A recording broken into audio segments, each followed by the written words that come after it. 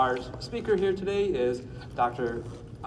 Cynthia Appman, Professor of Human-Centered Design and Engineering at Washington State, also the inaugural Mitchell T. and Layla Blanche Bowie Endowed Chair, and the Director for the Center of Engineering, Learning, and Teaching.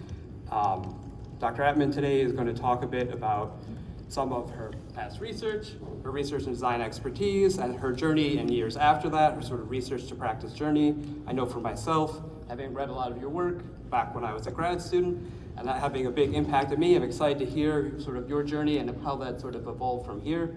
And I don't want to take up too much time, so without further ado, let's give Dr. Appman a round of applause and let her go.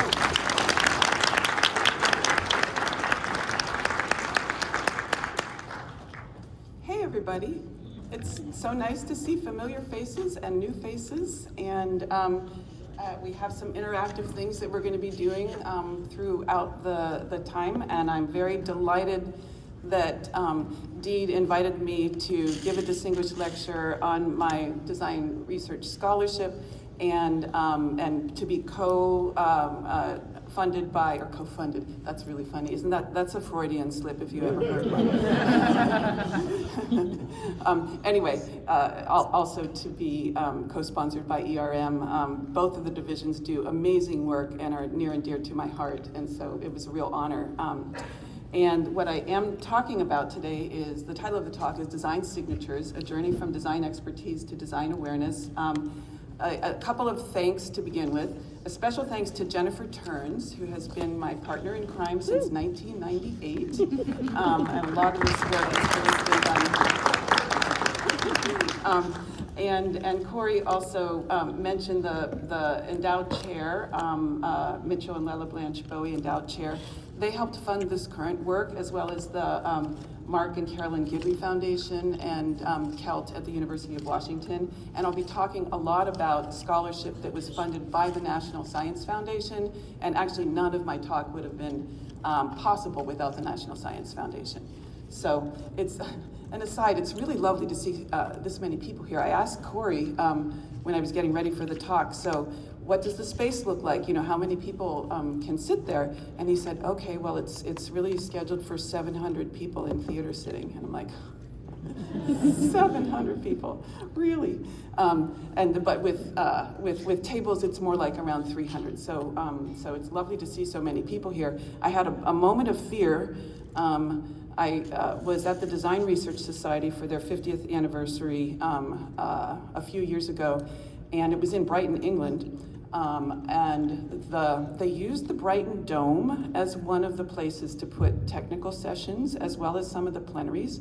And my technical session happened to be scheduled in the Brighton Dome. And just to give you a sense of the Brighton Dome, there's this plaque when you enter that says, "This is the stage where ABBA first performed Waterloo." And there were like 30 or 40 people there, which is not bad for a technical session, right? But it was in this vast auditorium. And I was on the stage that ABBA had performed on, so I was a little bit wondering if that would be the case today. So it's lovely to see all of you here.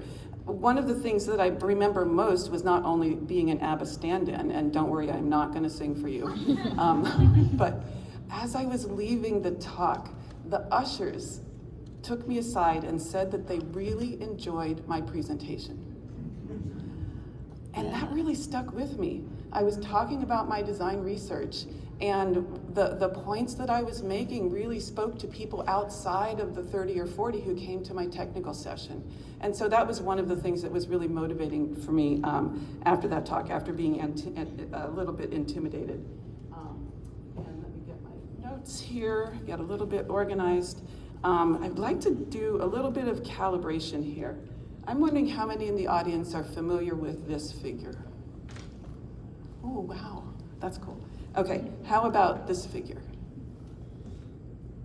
Okay, so the rest of you who aren't familiar yet will be familiar about these two figures in about 30 minutes. And the rest of you, hopefully you'll hear something new, some detail along the way that you don't already know. So the talk today has two main components to it, well, three, depends how you count, right? We're engineers, let's just stop the counting.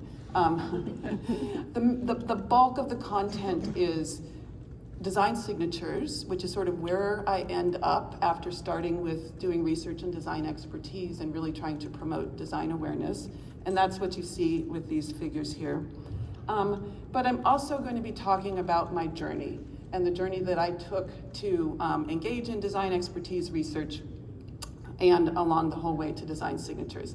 And this figure here is a watercolor painting that I made of a timeline, and if you don't know the timelines, you'll know about them in 10 or 15 minutes. And basically it is talking about my early career, my early career as a human, early days, and then my scholarship, and then some work in sort of community and leadership in our engineering education community. So I'll use this sort of as the marker of where I go along the journey.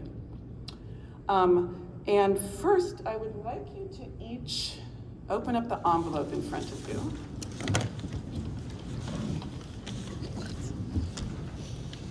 And what you will see there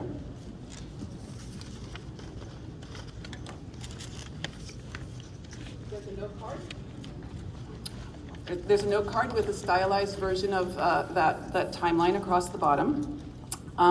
And if you want, and there's a pen if you want to take some notes. There's a little packet called Good Designers Do X, which is something that we'll engage in interactively in about 2/3 of the way through the talk, just so you know that that's coming. And then there's some very cool swag, some stickers.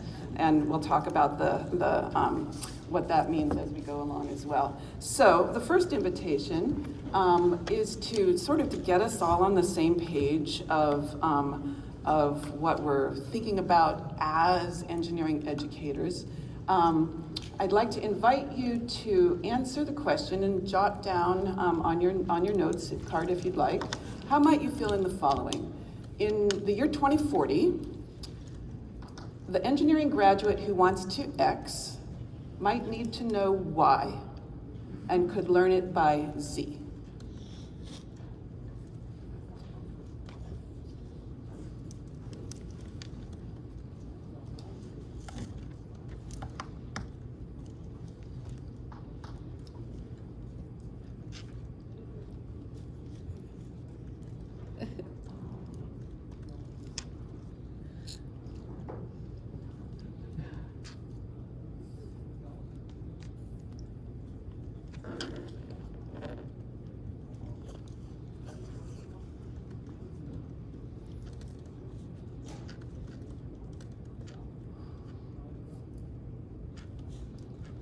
So if this were a classroom, I'd wait for a lot longer. I know with the diverse set of expertise in the room, there's a lot of diverse kinds of answers. The first time that I did this was with Jennifer Turns and Micah Landy at the MUD Design Education Workshop in 2017. And there were about 125 people there at that time, and collectively we generated 334 responses, which we then grouped to see what were the common themes that came across. And so these are, boy, can you see this in the back? Apologies. So we will go through, I can't make the screen bigger. So I will just sort of go through that. Let's just say everybody who wrote something down, you'll find it up here. How's that? One of the things that you would see, if you could see it, is that in the first column, design is listed as both in the column X and in column Y, which I thought was really pretty cool. And one of the statements that really, the combinations, you can imagine so many different combinations with all of these kinds of themes. One that really resonates for me is in 2040, the engineering graduate who wants to change the world might need to know how to design and could learn it through reflection. Design really ends up being central to engineering. My favorite definition of engineering is one by Bill Wolf, past president of the National Academy of Engineering, and he has this beautifully, elegantly simple definition of engineering as engineering is design under constraint. When I use this definition with students, I see lots of ahas in the room, like, now I can explain it to my roommate, because it's kind of hard to describe what we do as engineers. But what I love about this is not only the elegance, but also the centering of design, because design is how we as engineers get our knowledge out into the world. And so it's nice to actually have my focus be reinforced by all of these external things. Another combination that's really pretty darn compelling, I think, is in 2040, the engineering graduate who wants to solve or define problems might need to know how to dance with ambiguity and could learn it through interdisciplinary work. The concept of dancing with ambiguity. We have for decades, in all the NAE reports, talked about one of the learning objectives is to teach engineers how to tolerate ambiguity, And now we realize more as humanity that the problems that we're dealing with are wicked problems. They're incredibly complex. They have to have interdisciplinary approaches to actually solve them. They're at a system level. And it's not that we can afford to tolerate ambiguity. We have to actually engage with it. We have to be able to go back and forth like we're dancing with ambiguity. I think it's Larry Leifer who actually coined the term, and it's just beautiful in its elegance as well.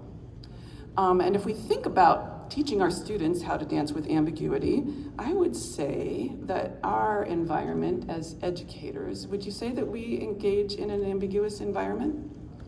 Yeah, I see lots of nodding heads. So we're trying to teach, we're trying to, let's talk about ambiguity in our work as educators. Teaching and learning is an incredibly complex ecosystem. We design for one set of conditions and another one emerges, right? Even in the classroom, right here, across time. I mean, none of us will ever forget the pivot that we had to take in the spring of 2020 to online learning in the pandemic. We always need to meet students where they are. So the favorite way that I have of describing all of the research we did in the academic pathways study, led by Sherry Shepard, is 1,000 students, 1,000 pathways. Everybody has a different pathway. Everybody has a different entry point and exit point. And we need to meet those students where they are, and it changes over time, which makes our job really complex. So students are now different. It's a different population than before the pandemic. So we have to be flexible. We have to be prepared to meet challenges. We have to be resilient, and we have to actually be dealing with ambiguity all the time. And so one of my very favorite quotes is by Kierkegaard. We live our lives forward, and we understand it backwards. As I was pulling together this talk and thinking about my journey and talking about design scholarship, it really gave me the opportunity to really live into this quote. And when we look back at our career, we tell a coherent story, all of us. I'm about to tell you a very coherent story. But looking forward, there are always really uncertain things, right? Like, we don't know what's happening tomorrow. There is an ambiguous edge right in front of us.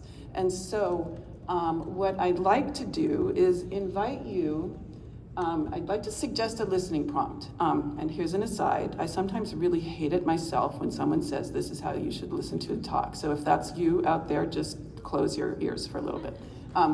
If you are receptive to that, the prompt I would like to suggest is, what is a current ambiguous edge for you? What's one that you're dealing with right now in your teaching, in your research, in your life, that you feel comfortable sharing? Jot it down on the card if you feel comfortable, and then share it with a colleague sitting near you.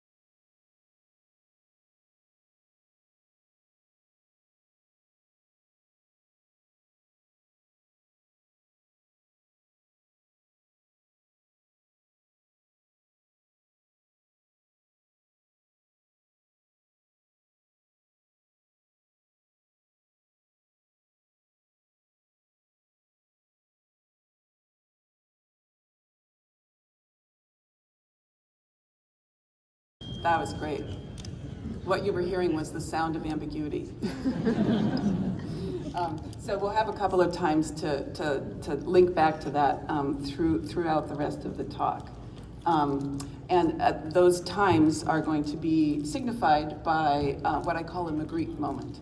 So this is a painting called The Blank Signature by René Magritte. You may or may not know Magritte as a French surrealist who paints really crazy stuff. Like, you should look him up. Like a pipe. This is not a pipe. Anyway, well, let's not go down the Magritte rabbit hole. This particular one I have loved forever. I have a copy of it on my office door. And the reason is because we're all dealing, we talked about the complex ecosystem of teaching, right? Whatever scholarship area you're in is also really, really complex. And we can only be researching or trying to describe one slice at a time, and then we try to put the slices together, and it takes sort of squinting for things to come into focus. And so this just reminds me that it's okay to be working on one slice right now, that we're pulling together a whole picture, and I would argue that the whole community here is pulling together a whole picture of what engineering education can look like in the future. And so when we see a Magritte is when I'll invite you to go, is there anything that you've heard in the most recent thing that I've been talking about that might connect to your ambiguous edge? Okay, so turning to my journey of ambiguous edges, I decided to focus on design. There was a little bit of a path to get there, and it started pretty much in my early experiences. High school experiences are often crunchy. Mine was crunchy as well. I was in high school at the time of the environmentalist Rachel Carson. The world was going, oh my gosh, what have we done? And it was really sort of an existential crisis of what the heck, what are we doing to ourselves as humans? Kids in my family became engineers like my father, but I wanted to be a teacher like my mother. So it took a couple decades, but I was able to merge the two, which I was really happy about. So I did get my undergraduate degree in industrial engineering. And the day I graduated, at the graduation ceremony, my research mentor, I had done some undergrad research with Don Gokenauer, and he took me aside and he said, Cindy, you should think about getting a PhD. We need people like you teaching at the university level. And I was like, whoa. I'd never thought about it, even though my mother was actually an education professor at the University of Pittsburgh. It just hadn't occurred to me that that could be a career path for me. So that sort of bubbled around in the back of my brain. And then my ambiguous edge was sort of to try to live the professional life of people in their 20s who are trying to do it in the 70s and 80s. So I worked in industry. I got a master's degree in industrial engineering. I worked in industry again. I worked at the US Senate. I was trying to get to the teaching realm. And so I worked at the US Senate doing training, office automation training to senators and Senate staff. I figured out a month into the job that training is not the same as teaching. It was like one of those oops. But it was really interesting to be in the midst of the political realm. If I'm ever having a beer or coffee with you, ask me about training Al Gore. I taught him how to do word processing. So I think of myself as the foundress of the internet. It's a hilarious story, if we have lots of time at the questions and answers. But anyway, I was there going, oh my gosh, training is not teaching, and wanting to have a positive impact on the world just kept tugging on me. My commitments resonated with what the political milieu was in the 80s, and I was trying to figure out how do I use my engineering education to help solve problems, not create them. My mentor's suggestion about getting a PhD was just, stayed in the back of my brain, and I finally decided to formally pursue a PhD so I could figure out how to teach engineers to think broadly. Along the way, I realized I absolutely love doing research, and so that's a good thing because I didn't actually realize I wanted to teach. I didn't realize that there was like scholarship on the way into that journey. I got my PhD from Engineering and Public Policy at Carnegie Mellon. My research was on risk communication. And what we were doing was, so this was in the late 80s, recognizing the importance of understanding the mental models of the people you're trying to communicate with. Not just going, I'm the expert, I know what risk you're gonna have, this is what you should do. So really contrasting the technical risk analysis with mental models of people who you're trying to communicate with. My advisor was Baruch Fischoff, an amazing person. His advisors were Kahneman and Tversky. So we were squarely in the behavioral decision theory space, which was, really important to understand how people actually make decisions and use that along with the how people should make decisions in the decision theoretic world. The first semester there, I almost died. I took cognitive science from Herb Simon. Yeah, and a research methods course, and a course on AI in the 80s, and statistics. Wrong statistics course. I was deriving maximum likelihood estimators. What the hell? Anyway, the course with Herb Simon changed my life. He was an amazing teacher, and the subject matter and the research methodologies and the opportunity at that time doing expert novice studies, like how do experts actually do something, and can you use that information to inform how to teach novices so that they can actually do it well. So the common theme across these are interweaving how people actually do things with how people should do things. So I'm really interested in doing descriptive work so we can add that as a frame along with the prescriptive things that we always teach. So my ambiguous edge started to get more specific. If I wanted to help teach engineering students to change the world, to think about impact of engineering on society and the globe, to consider context in their engineering work, to minimize unintended consequences, how could I do that? Well, if engineering is design under constraint, then what I had to do was focus on design. I had to figure out how do people do design and how. So my more refined goal, sorry, how many of you are dealing with allergies this year? Really, don't allergies get worse every year? So I might have to start to talk through a cough drop, and I apologize in advance. Anyway, my more refined goal became how to deeply understand the doing of engineering design to inform design teaching to help engineering students become more accomplished designers. So I'm like, great, this is getting much more refined. All we have to do is figure out how to teach design. It was like out of the frying pan into the fire. Design is so complex. Design has so many definitions. It's a noun, it's a verb, it's an adjective. It's what we call a final product. It's what we call a sketch of an idea. It's the act of creation. It's an important component of engineering for sure, but it's an important component of architecture and writing and composing and cooking. It's an important component of just being human. You're engaging in design every day. It's also the name of a whole profession, and so, whoa. And there's a recent emphasis on something called design thinking. It's really confusing to figure out how to teach this really immersive thing. So I basically traded one ambiguous edge for another really ambiguous edge, but it ended up being productive in the long run. So what I've done so far is to set the stage for why I decided to do research in design. And what I'm going to do now is talk about the design expertise research that that I started to do after I got my PhD and as an assistant professor. And so my questions became, how do engineering students and experts engage in design? And are there differences that can inform how to teach design? So my audience was engineers. And what that meant as I was designing my experiments was I really recognized that engineers tend to lean into quantitative data coming from large sample sizes as compared to qualitative data.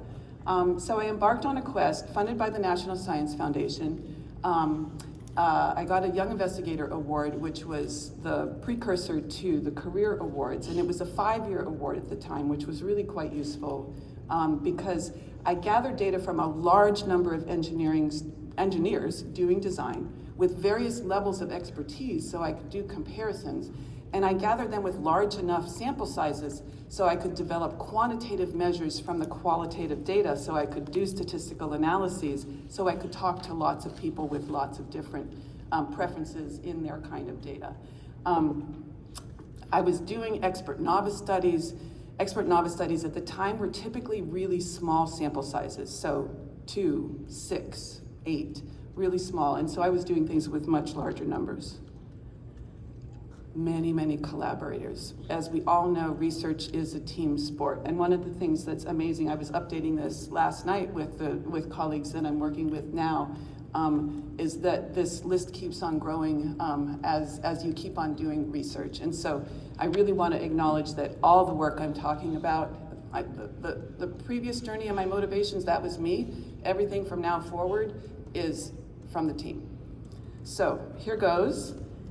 We collected data from 177 individuals who solved 401 problems, and 298 of them were verbal protocols. So people talking aloud while they were engaging in the problem.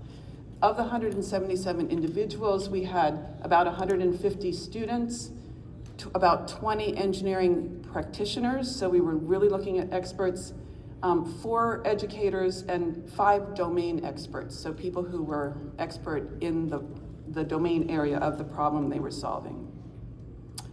I'm going to talk about data from one of the problems, which is designing a playground for a fictitious neighborhood. The participants that I'll talk about were 26 incoming first-year students, 24 graduating seniors, and 19 practicing engineering professionals who were peer-identified as expert designers. In the experimental task, individuals designed a playground for a fictitious neighborhood, subject to a set of constraints, so number of kids to keep busy, a budget that they had to fall within. And we asked them to give a verbal protocol analysis, so speaking aloud while they were solving the problem. They had up to 3 hours to solve the problem, and we then transcribed the audio, and the transcription then became our data. We segmented the audio data into idea units, so idea units being only one idea per unit, and then we assigned design process code to each one of the units. So that was the research methodology. The predetermined design process coding scheme that we used, this is always one of those. Okay, before I go to this slide, I need to say, we could talk about how do you define design for the rest of the time. So I'm going to tell you, this is how we define design in this experimental setting. What we did actually was we did a content analysis of 7 engineering design textbooks. So we wanted to use the language of how we were teaching students to design to actually understand what they told us they were doing when they were doing design. And you'll see very familiar things here. Identify a need, define a problem, gather information, generate ideas, modeling, so that's prototyping, sketching, those kinds of things, feasibility analysis, evaluation, decision, communication, and implementation. Identifying a need and implementation are both grayed out here because we were asking them to design a playground, and we did not ask them to build the playground. So just wanted beforehand, identify the limitations of these data are that it was this part of the design process we were looking at. The experimental setting, somebody was in a room, a volunteer student, or we actually traveled to the corporate experts. We gave them the problem statement. They had up to 3 hours to complete the problem. And what we did was then we evaluated the quality of the playground they designed, and we also did some analysis on the process. And it was really important to look at the quality of the product because we wanted to relate the processes we were looking at to the quality of the actual solution that people generated. And so how did we score the playground quality? Someone always asks that in the audience, so I'm like, okay, I'm gonna tell you right up front here. There were 3 elements to the score. One was number of those constraints that were met. So we told you there's constraints, did you meet them? The second part was adherence to actual playground standards. So we had a book of playground standards and said, okay, you know, what does your design fit or not? And the third was Likert scale qualitative assessment of elements of the design, like would the kids be happy? Did you think about parents? Was there a bench for the parents to sit down? That kind of thing. And each of those elements was equally weighted, and that's how we came up with the quality score. Looking at the process, so these are individuals who engaged in this process. We took all of those coded idea units, all of the coded segments, and plotted them along a timeline. And you can see here, the edge of this is really high, and I usually like point to my slides, so this is a little bit dangerous for me. But you can see that the coding scheme I was talking about, problem definition, gather, generate, model, are along on the left here, and then time goes left to right. A slash on a line means that an individual spent time on that particular thing. So for example, if one of the participants said, do you have a list of materials? That was coded as gather information, and you see that as a slash on the line here. So we take these timeline representations and make them for each of the individuals in the study. And this screen here has a lot of information. So this screen shows timelines for 6 individuals. The left column are 3 first-year students, and the right column are 3 graduating seniors. The top row are people who got low quality scores on their playground design. The middle row, people who got middle quality scores on their playground designs. And the bottom row, people who got high quality scores on their playground designs. And so I'd like you to look at these and see what kinds of differences you observe.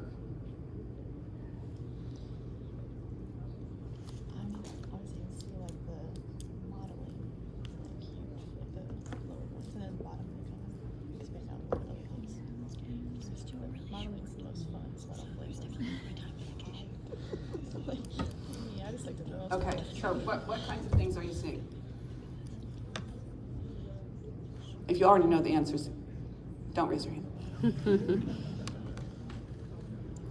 Yeah.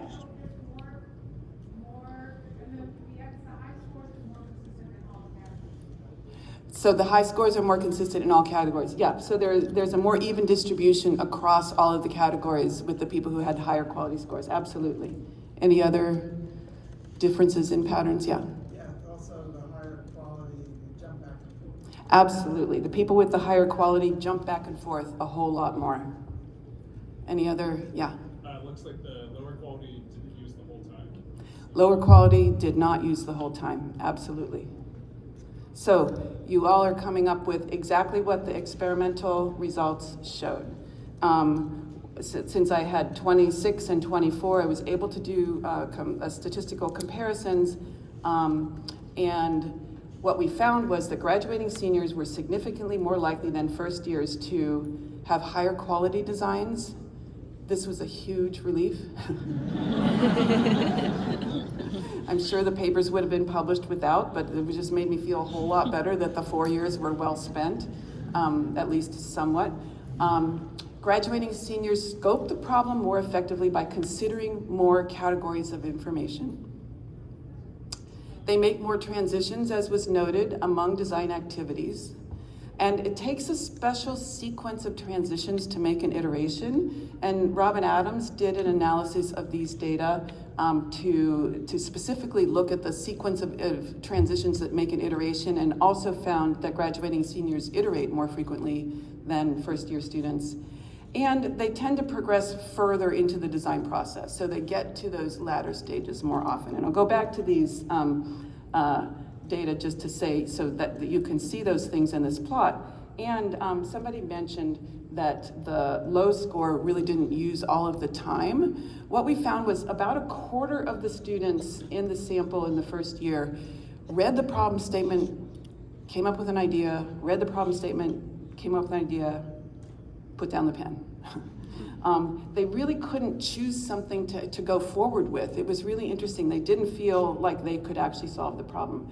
Most of the students looked like the middle one on the left. This was a bit extreme. It's the median student, but they basically would read the problem statement, come up with one idea, and model the heck out of it. Does that look familiar?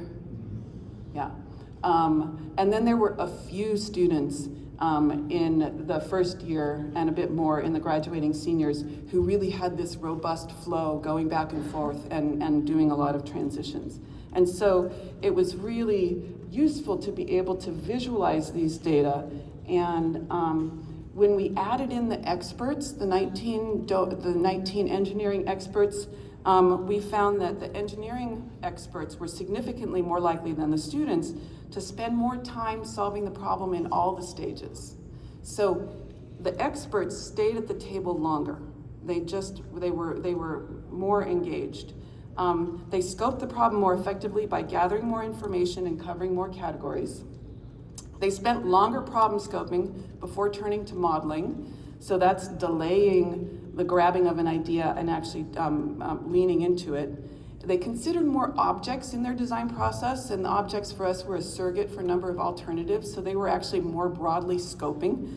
And they exhibited a cascade pattern of transitions, and I'll talk about that a little bit more in just a second.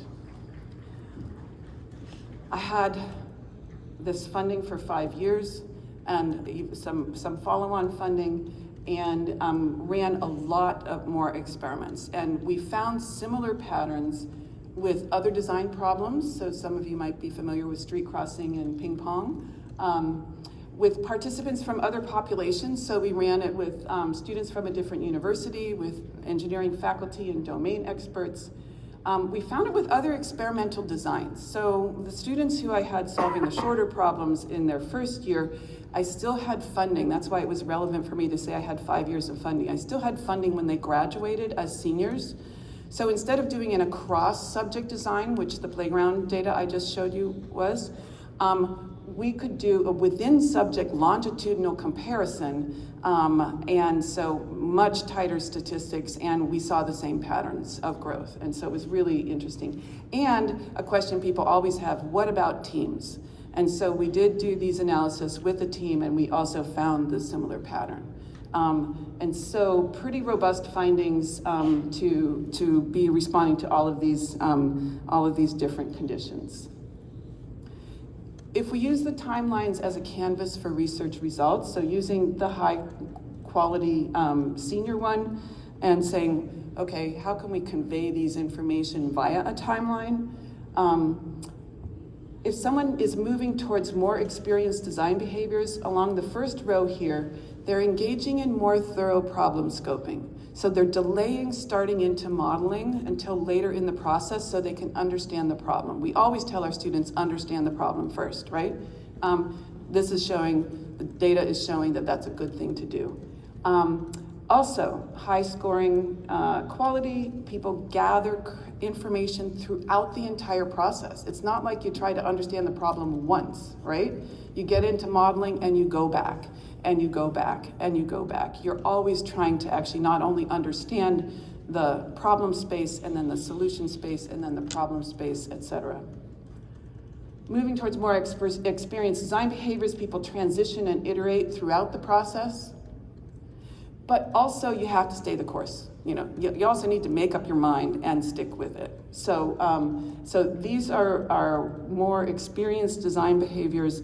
And when I would share these data with students, one student sketched on top of the high quality senior something that they identified, this is a mechanical engineering student, identified this shape as an ideal project envelope, which is, you want to understand the problem, you want to gather information throughout, you want to move down towards implementation through modeling. And so that is your sticker. This is the shape of ideal design, okay? So this is a cascade shape.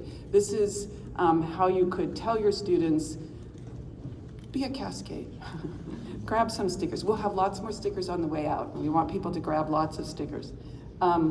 So this is the ideal project envelope. Going back to timelines as canvas, so many people told me that these data look like musical scores.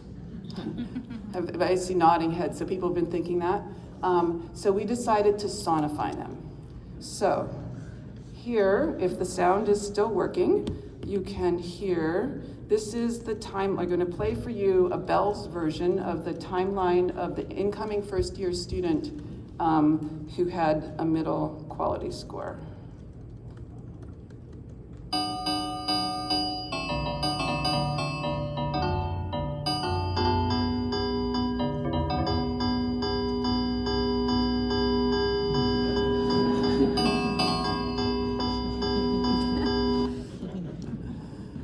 The sound of average design.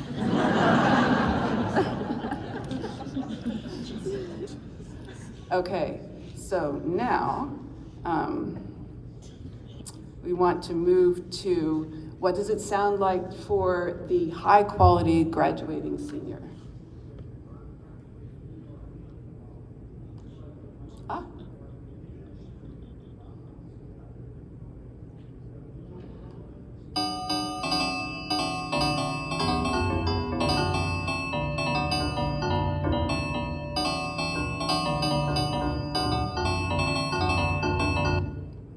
So you can hear those transitions and iterations, right? It's cacophony. The sound of good design is cacophony. So if you look across all of the data, this is what a wall of our lab looked like for a long time. We just have timelines everywhere. And on the right is a page in a design studies article called Concrete and Sticky Timelines to Represent Processes. These are all the data for the playground problem. As a designer moves towards more experience, their design process becomes like that cascade shape. It becomes more complex. Designers are agile. They're moving back and forth dynamically. They're fluid. There's a flow in their process. And so if you are interested, there are places where you could go to find a bit more information. There's a JEE paper on the expert novice differences and this design studies paper, which is a synthesis across all of the different design methodologies. And then also a paper that we wrote on domain expertise, which I'll go back to in just a moment here. It's really hard for me to decide when to stop talking about my playground data, about my data. You know, we all love our data. It's like they're part of your family. But I want to pivot to the next chapter. And I also wanted to mention 3 things before I move on past the design expertise. Well, I'll start on the second one because I just mentioned it. We did a follow-on analysis on what the domain experts did. What did the playground experts do? And was it different from what the engineering experts did? And the answer is yes and no. Both sets of experts really asked for a lot of information. The thing that they differed on is that the domain experts, the playground experts, asked questions that increased the ambiguity of the situation. I'll just leave it at that. You can read the paper. It's pretty cool. The first thing I want to mention too is, so did that sound like a coherent story so far? Okay, it was supposed to. I'm glad you're shaking your heads. But we're talking about ambiguous edges, right? It was not very clear going forward. It was like, what the heck am I doing? Nobody had done this before. I'm making things up. And one of the things I made up was how to do the coding. And one of the things I found out, and Mary might actually remember this, we coded the data. Mary Besterfield was a graduate student at the time. We coded the data and we got to the end. We were trying to actually do some analyses and realized that we could not do the statistical analyses with the data the way we had coded it. So we had coded it allowing multiple codes per segment. because like there were so many ideas, like how do you actually put what's in a segment? Yeah, sure, we can have multiple codes. But that completely blew up when we were actually trying to do the comparisons. We're like, holy shit, it was an entire year's worth of coding. What do we do? And we had to bite the bullet and toss it out because I was really, really adamant that I needed to talk to engineers with quantitative data and I needed to do the analyses. So that's when we developed the two-step coding scheme. Segment to an idea unit, that's one idea. They were teeny tiny.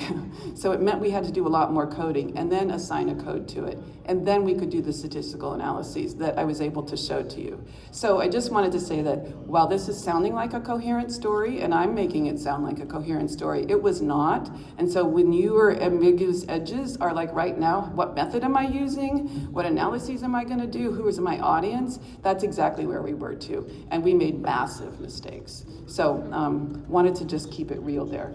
And I also wanted to say that Jibin Raju, working with Cheryl Sorby, just recently completed his dissertation on investigating high and low spatial visualizers using these problems. And he's giving a paper tomorrow that I would really recommend you go to because it's really interesting work. Okay, so we've talked about a lot. We've talked about all these timelines. We've talked about expert-novice differences, and I'd like to pause for a moment and let you pick something that might have resonated with you and might resonate with your ambiguous edge, and I'll just be quiet for a moment or two and then keep going.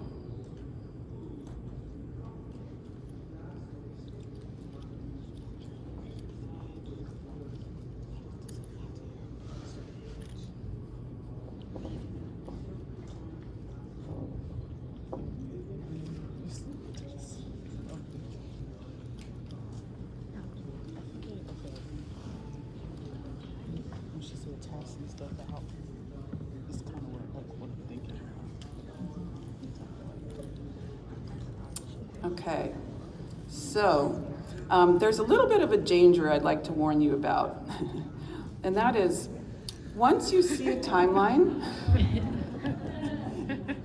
you see a timeline everywhere.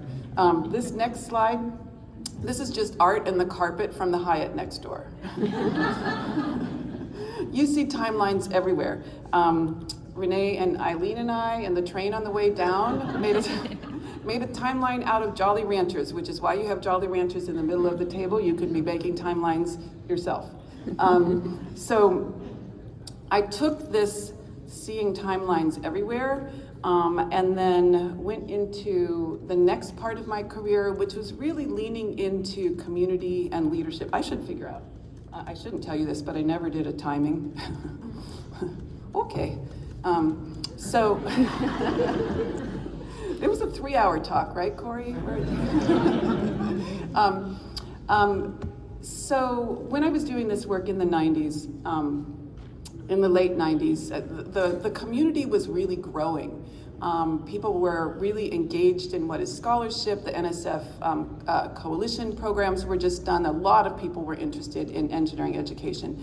And so there were a lot of opportunities for people who were doing this work to step in and try to help grow the community and step into some leadership roles. And so that's what I started to do in the late 90s. I was co-chair with Larry Schumann for Frontiers in Education 97. I did that as an assistant professor, which I would not recommend. It takes 2 years to plan and run a conference, and I had my second kid in the middle of that. But we did some amazing things, like we started the ERM Faculty Apprentice Program, and we had some JEE special issues and those kinds of things. And then the next year, Denise Denton, who was Dean of Engineering at the University of Washington, recruited me to UW, where I still am. I was the founding director for the first center in a college of engineering to focus on both research and teaching, helping our faculty teach better. So it was a campus-based center that really had a feedback loop between doing research and helping our faculty teach better. And so those goals sort of morph over time, but that started in 1998.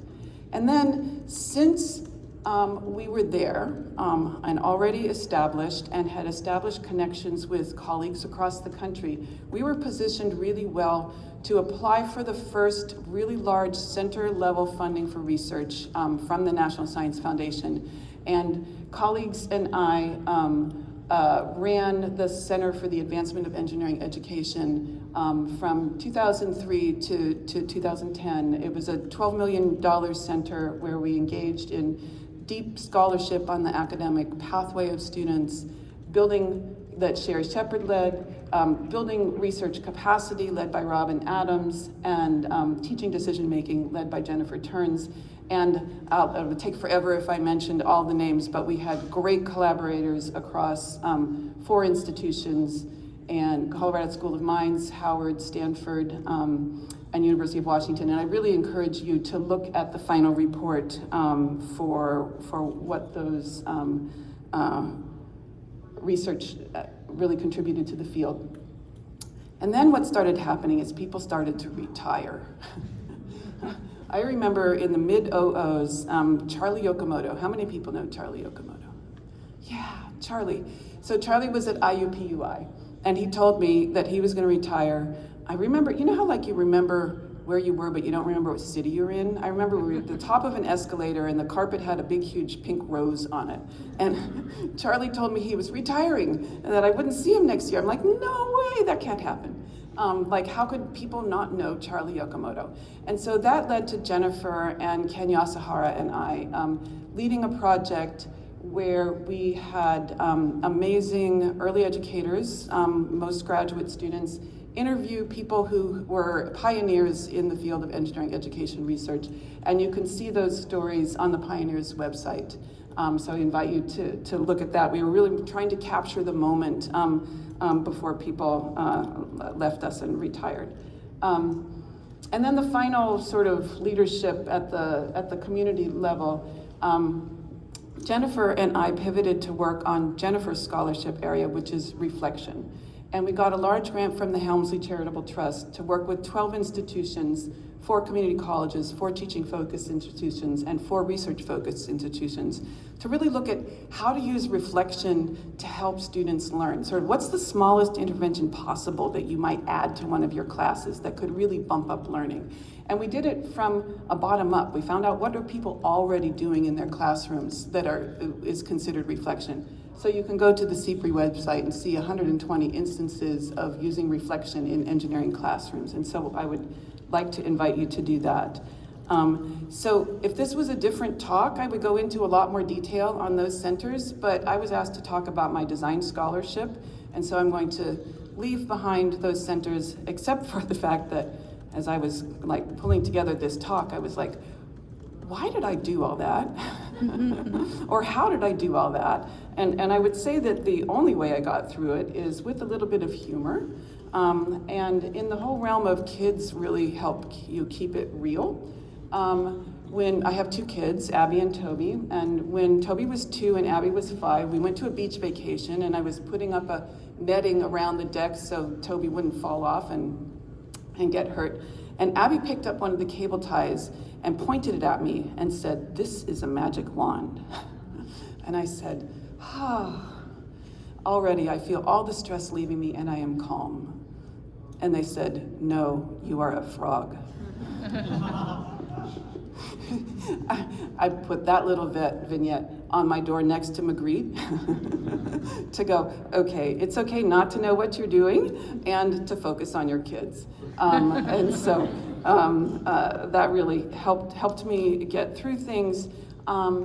And then a brief comment on, while I was doing all this work with all of these centers, they were engaged in research. Like, where did my scholarship go? It went along with me. I was doing scholarship along with these centers. And we had pivoted to focus more directly on context. So Ken Yasuhara led some work to pull together a set of assessment tools, classroom assessment tools for context that you could get in a technical report. And do any of you know the Midwest floods data? Okay, so this is an inside comment here. Those of you that you know the first year data, we did an analysis of the third year data and a comparison. And how many of you have written a whole paper but never published it because you don't have a literature review? Okay, yeah, I know. What are you gonna do? Anyway, those of you who know the Midwest floods, just in case you were wondering, the same trend in the freshman year of women saying more and more broad context is true in the junior year. And I can give you a really rough paper if you're interested in that. Okay, turning back to scholarship on design teaching. There is a whole section I'm gonna skip, just so you know. Where do you go with all of this? I love my timelines. The design expertise research was super cool, but does it actually change anybody's mind in the classroom? And I'm gonna start going a little bit faster through the slides.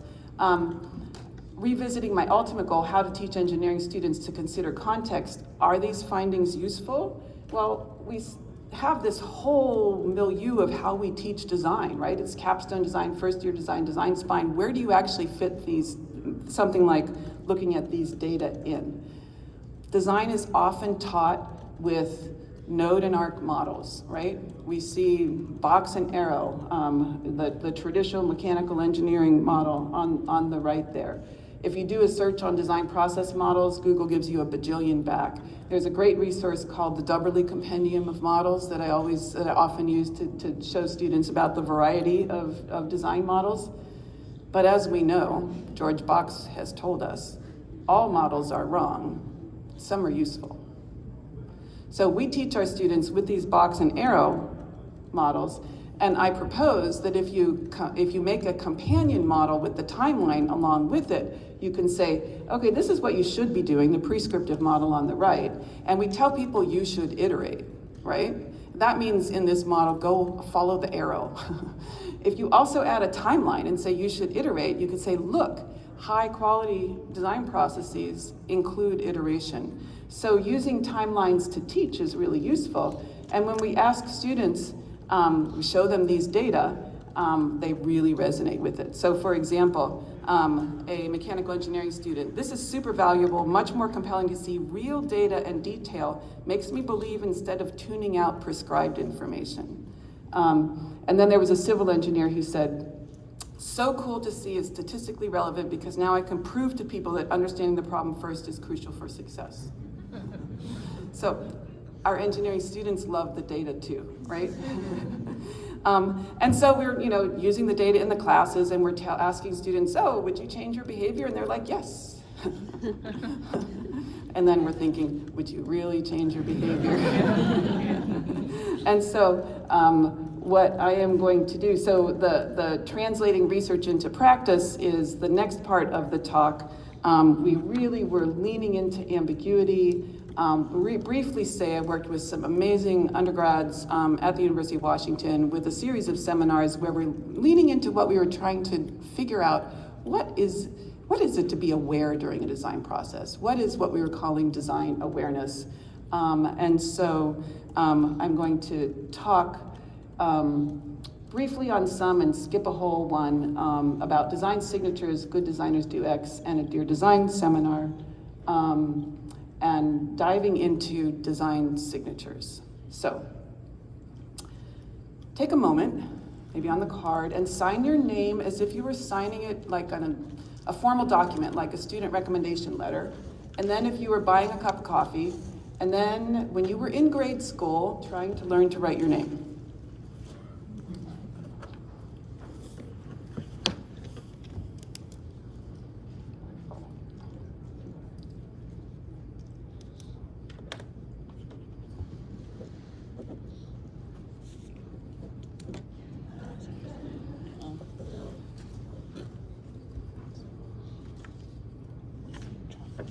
Okay, so if you're like me, they look something like this, right? The coffee is now just a swoop. And what you see, the affordances, so I'm leaning into the term signatures here. The affordances of the term signature is that they're personal, like you own it. They vary across people. Somebody with the other name, Cindy Atman, would sign it differently. They vary based on context. That's super important. They can change over time.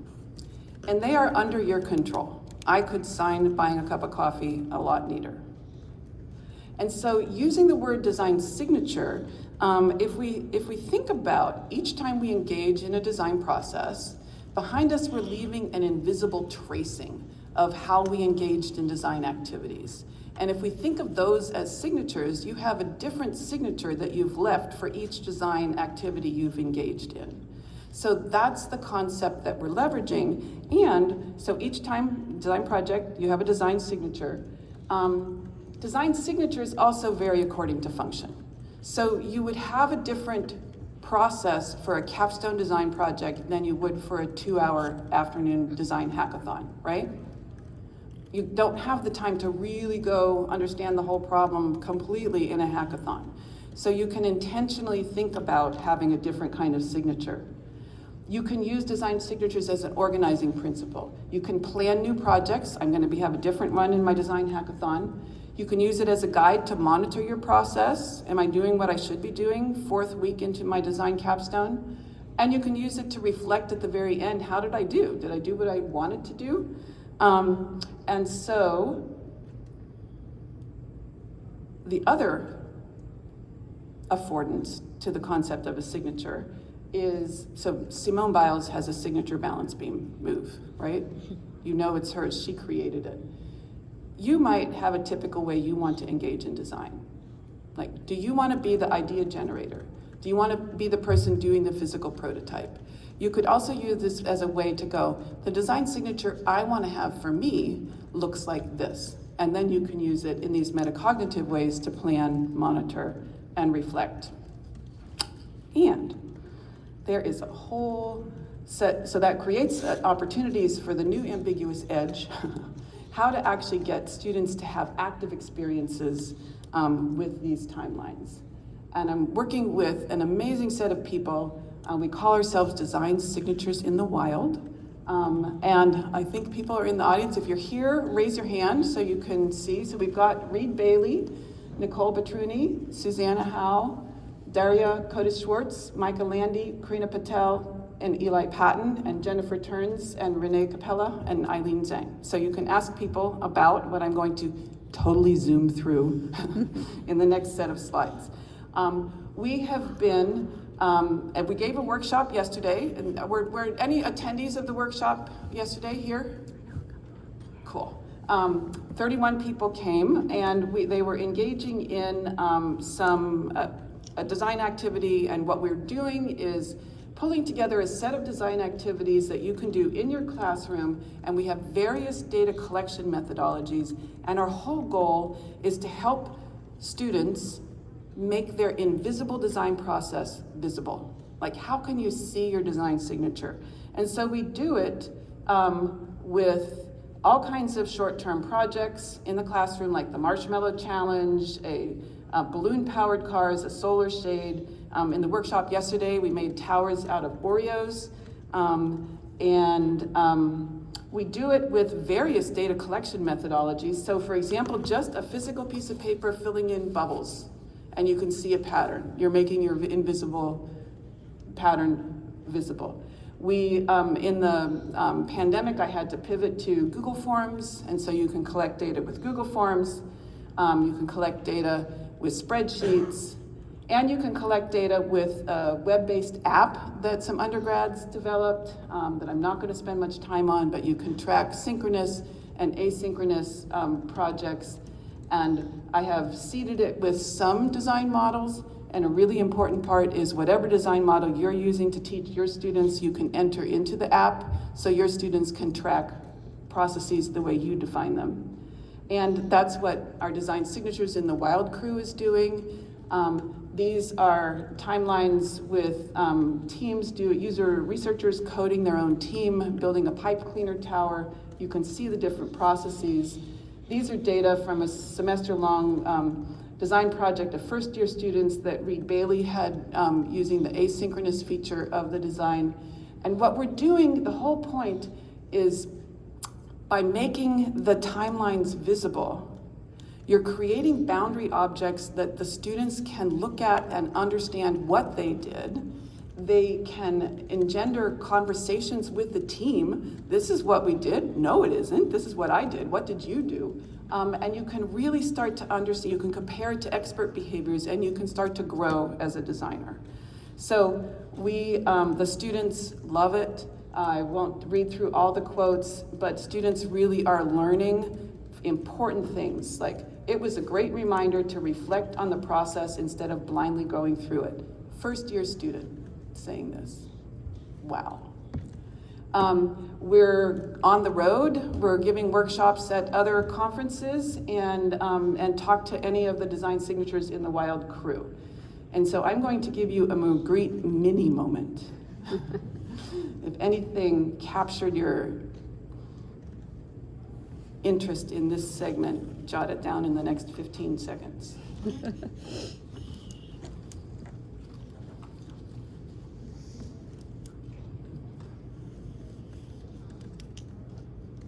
Okay, because what I want to do is turn to this envelope that you have in your, so you can tell I love my data. I spent too much time on it. But what's super important, I think it's really, really important about design processes, but the landscape of design is way, way, way bigger than that. And when I was trying to teach about design, we had a 10-week-long seminar called Dear Design, I'll talk about very briefly next. I was trying to think, okay, I'm teaching my timeline stuff, but what else do I actually want to include? Like, design is so big, what should I include? And so what I did was I crowdsourced the answer. It was during the pandemic. I thought, okay, let's ask people what good designers do. So I asked and got responses from colleagues in the design research community and the engineering education design research community. And I asked them to respond to the following prompt. When you talk to someone and say, good designers do X, what are the top 4 or 5 things you list? And looking for just off the top of the head answers. And a bunch of the people who responded are actually in the room here. These are the contributors. And people say amazing things, like Sherry Shepard saying, good designers do not fall in love with their own ideas. I've used these cards with students. Students always love that one. Are constantly learning, read.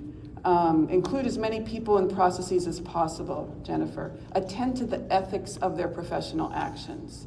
So what you have in your hands here are 5 quotes randomly chosen from the 100 and whatever we had, 80 quotes. And I'd like you to flip through them quickly and choose one. And I was going to have you share it with your colleague, but I think share it with yourself internally, because I do want to get to some questions. And we can make the questions be about the cards. Oh no, you need to actually share it. Choose one. It's worth. Choose one and share it with your colleague that you told your ambiguous edge. So we need to spend 2 minutes doing this because it's too fun.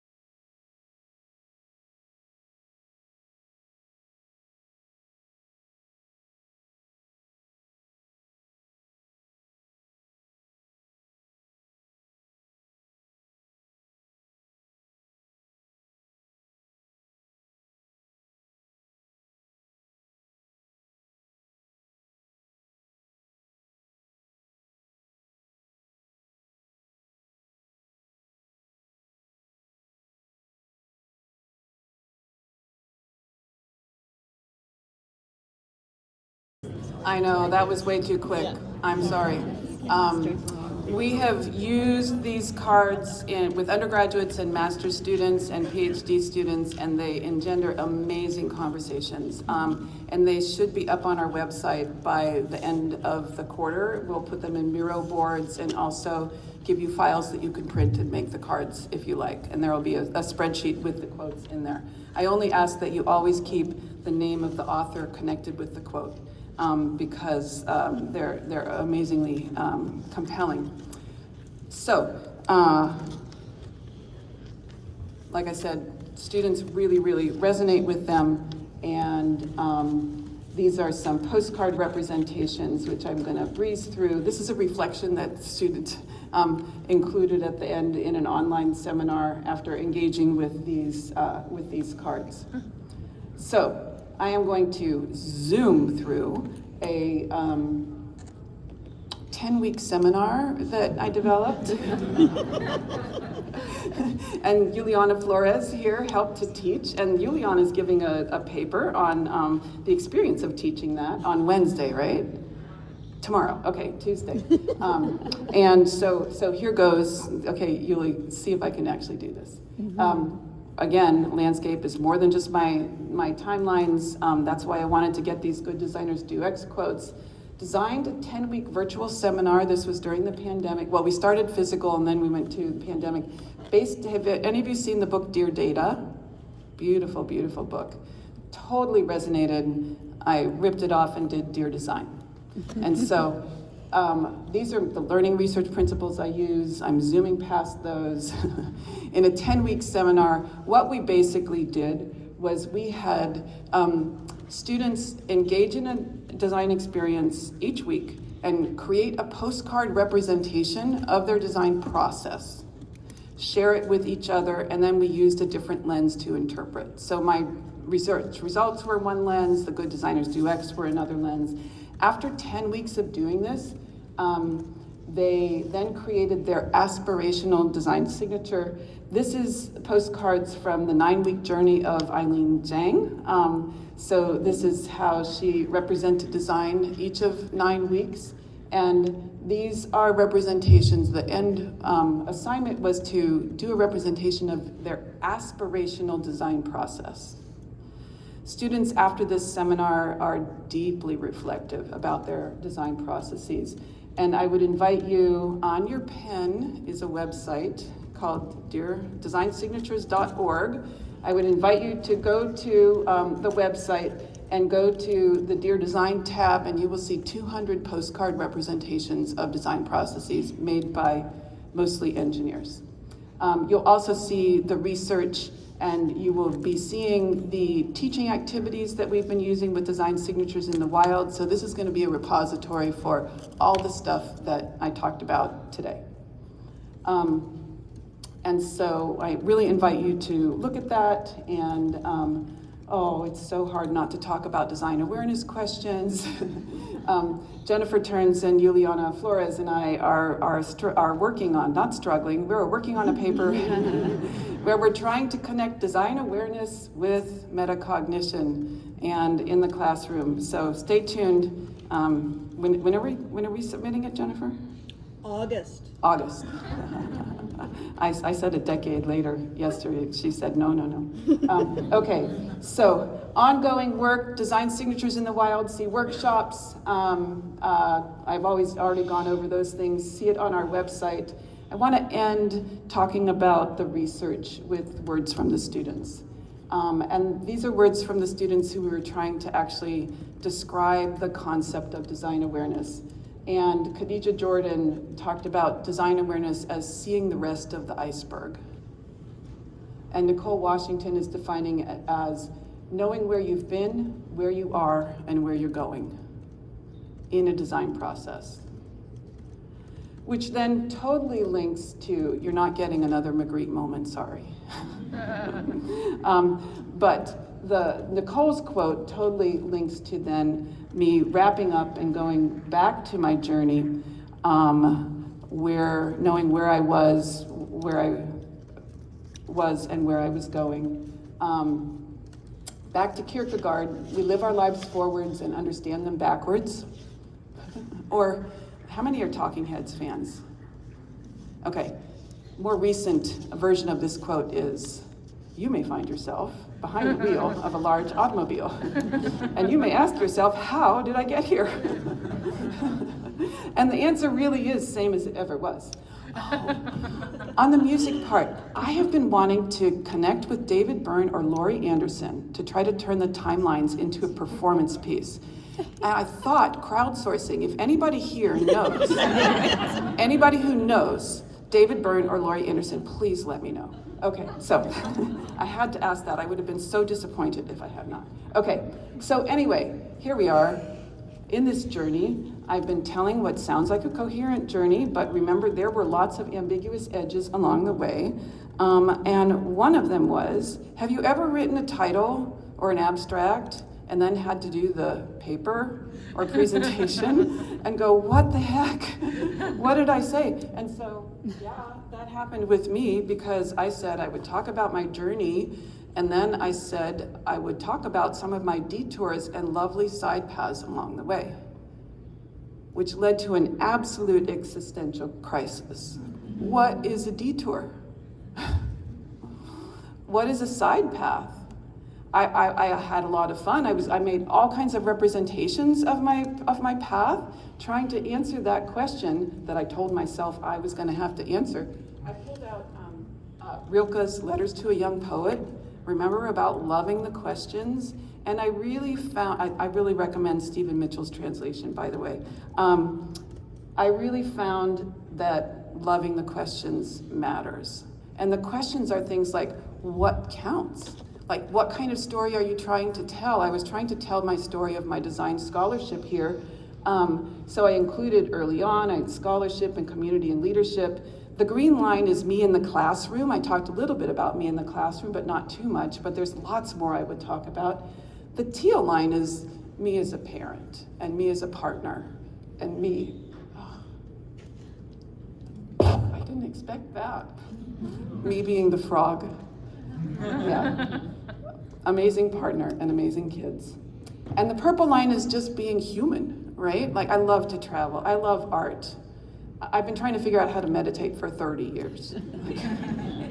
That didn't make it into the presentation. Till now. It just made it now. Also, representations matter. So I made a histomap. Wait, is that the right term? Okay. Histogram? One of those things. You see it on the right, okay? And it's actually not to scale. But when you look at community and leadership versus scholarship in the timeline, it looks like, oh yeah, time went along. But if you look at it actually on the right-hand side, it looks like the community and leadership was really a detour. It looked like it took me away from the scholarship. But I would say it absolutely didn't, because it was part of growing the community and working with everybody and us really having a common goal to help our engineering education be better. And so the representations matter. And then back to the journey and the path less talking about the path less taken. So I mentioned when I graduated with my undergrad that a mentor, his name was Don Gokenauer, told me I should get a PhD. And he passed away a few years after that with leukemia. And the department created a Don Gokenauer lecture series and invited me to come give a lecture in that series in 2013. So I came with, my new timeline data, and I got, my bachelor's was in industrial engineering. And Friday afternoon, I gave a talk, and there were like all these students there. I would never have gone to a lecture like that on a Friday afternoon. Anyway, somebody came up to talk to me later and then sent me this email, which I have treasured. And it went, my name is X. I'm a sophomore at WVU in industrial engineering. And I just wanted to thank you once again for coming. I felt that when you were presenting what you had found and were explaining it in a way that had shown more than just numbers, you were talking to me. I've been talking to my friends who didn't go, explaining to them how this is related to life and how we need to look at everything from several perspectives in order to get the most out of whatever you want to do. After about 20 minutes of explanation, it seems they realize I'm crazy and move on with their day. But I think I really understand what your results say on numerous levels. It's not that people avoid the path less taken, but rather they don't even see the path less taken. With that being said, I appreciate your wisdom and thanks for coming. I was the redheaded kid that talked to you. Isn't that beautiful? Thank you. Yeah, so this is what kept me going all this time. If a sophomore in industrial engineering can have this kind of impact from these data, if the usher at the Brighton Dome, where ABBA performed, could say, I really enjoyed your presentation. My hope is that these data spoke to you and that they might speak to your students. And if you're interested in engaging with anything that we've talked about, talk with me or any of the design signatures in the Wild group. And I don't know if we have, I hope I left time for questions. 7 minutes. So, thank you.